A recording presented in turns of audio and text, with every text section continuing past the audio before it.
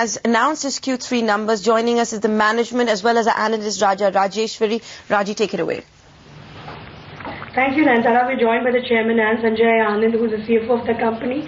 Vineet, I'm just going to break the norm and start with Sonjoy because there's a very niggling doubt that I need to ask. Sonjoy, have you recognized the refund on the top line? And if I remove that, how is the numbers looking right now?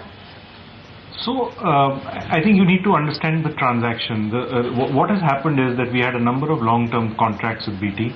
Those contracts, in line with the requirements of the customer, have been moved to a standardized rate card and simplified in terms of the way they operate. As part of that negotiation, there was a restructuring fee which was negotiated and agreed with us. The services from these contracts will be provided over a period of about 5 years, and therefore the amount which has been received by us as a restructuring fee is being amortized over that period, and that is the appropriate way in which it should be accounted and reflected. Vineet, just this point that there seems to be so much of pain in the restructuring that we're doing with BT itself. How do you see it going forward? Because if I remove this, then the numbers are actually looking much lower than what we expected. There are also questions which are arising that for you to get 1,000 crore of refund, then you have given a very significant kind of pricing cut. Could you just elaborate a little bit on that? No, what you're really saying is that there's a lot of pain. I would argue to the contrary. It is also a point of trust. It's a point of a much deeper relationship. BT had entered into certain contracts with us. The business paradigm changed. They say, yes, we recognize we have these contracts with you. We also recognize that you invested a fair amount of money on delivering these contracts. But our business needs are different now. As a responsive vendor, we said, fine, let's look at the contracts. We were not obliged to do so. We did that. And in fairness to the British Telecom, they recognized that, yes, there was a sacrifice, financial sacrifice on our part. So say, okay, guys, we will give you this for restructuring, and you will make these uniform contracts. There were certain projects we were supposed to do which were not being done because they didn't need it. So all these changes were taken into account, put into a pot, and in good understanding and with empathy for each other's needs, the restructuring was done. They gave us some money for restructuring, which is due, because whenever you have a contract and you change the contract, restructuring costs are always there. In fact, there are penalties. Here it was restructuring because we were going to continue doing the work for them. So net, I think it has worked to everyone's advantage. BT has got, will be catered to in its new needs by us. We have been compensated for restructuring the contract, and we will continue to work with them. So I think it's a great relationship.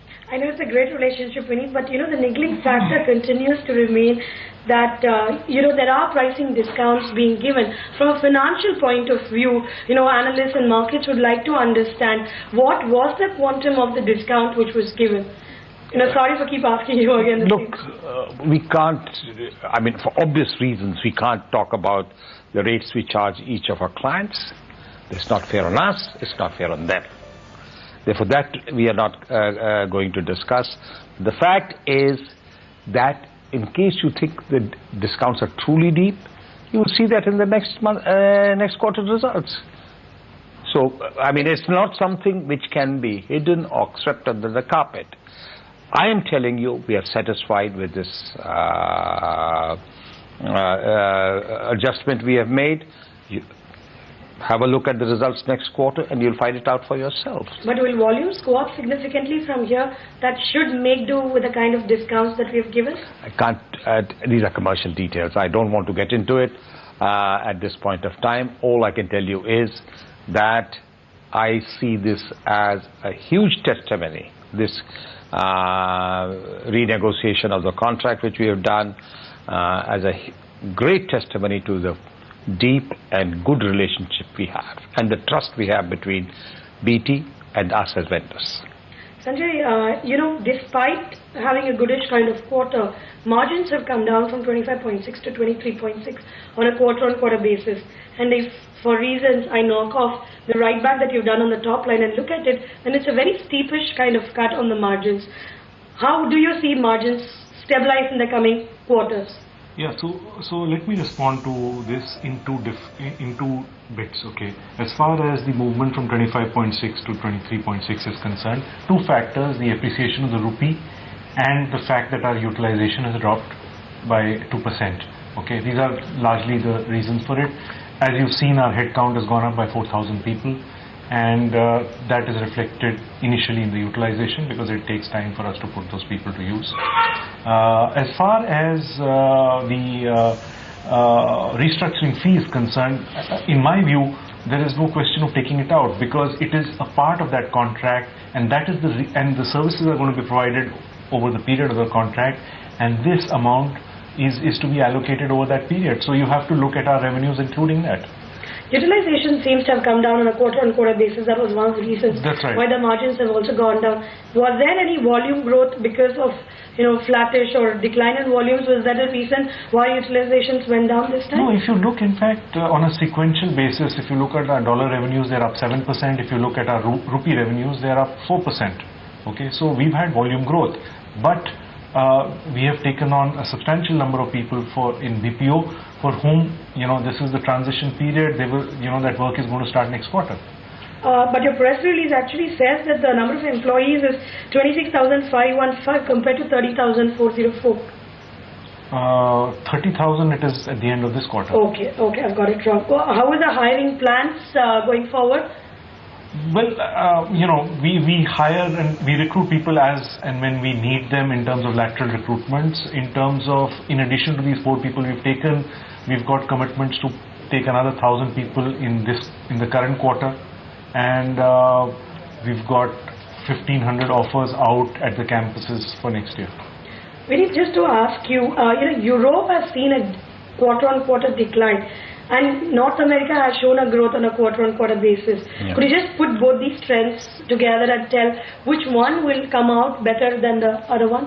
Well, I mean, clearly, as we see at this point of time, the maximum buoyancy is in Middle East and Asia.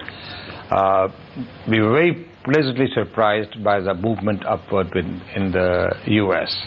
Consequently, in US and in Middle East, our quarter-on-quarter sequential growth is about 16%, which is pretty decent, I would say.